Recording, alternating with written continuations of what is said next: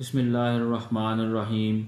دعا کی قبولیت آواز کی بلندی نہیں بلکہ دل کی تڑپ کا تقاضا کرتی ہے، کیونکہ دعا صرف الفاظ کا مجموعہ نہیں، روح کی طلب اور کیفیت کا نام ہے۔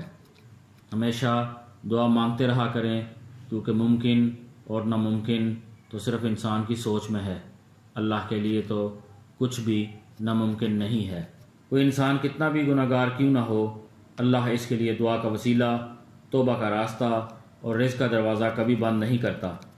اپنوں کو اپنے ہونے کا احساس دلاؤ، ورنہ وقت آپ کے اپنوں کو آپ کے بغیر جینا سکھا دے گا۔ اگر تم چاہتے ہو کہ تمہاری کوئی دعا رد نہ ہو جائے تو اپنے دن کا آغاز صدقہ سے کیا کرو۔ اپنی ذات کو سمندر کی طرح بناؤ، جو اپنے اندر بہت کچھ لینے کے باوجود اوپر سے بالکل پرسکون ہوتا ہے۔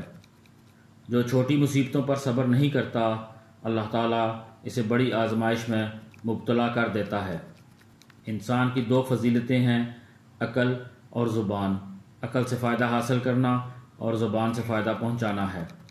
اس شخص میں ہرگز دلچسپی نہ لو جو تم سے دوری اختیار کرتا ہو۔ اگر جاہل خاموش رہتے تو لوگوں میں اختلاف نہ ہوتا۔ انسان کی اصل اس کی عقل ہے اور اس کی عقل اس کا دین ہے۔ جو چغل خور کی بات پر اعتبار کرتا ہے وہ اپنے دوست کو اپنے ہاتھوں سے کھو دیتا ہے۔ کچھ لوگ اپنے آپ کو انسان نہیں فرشتہ سمجھتے ہیں، ان کے کام بھی فرشتوں جیسے ہیں، یعنی دوسروں کے گناہوں اور برائیوں کا حساب رکھنا۔ کوشش کریں زندگی کا ہر لمحہ اپنی طرف سے سب کے ساتھ اچھے سے اچھا گزرے، کیونکہ زندگی نہیں رہتی لیکن اچھی یادیں ہمیشہ زندہ رہتی ہیں۔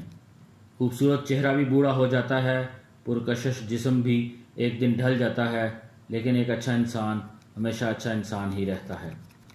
برے اعمال دیمک کی طرح ہیں، ان کے ذریعے باہر سے تو کچھ نہیں بدلتا مگر اندر سے سب مٹی ہو جاتا ہے۔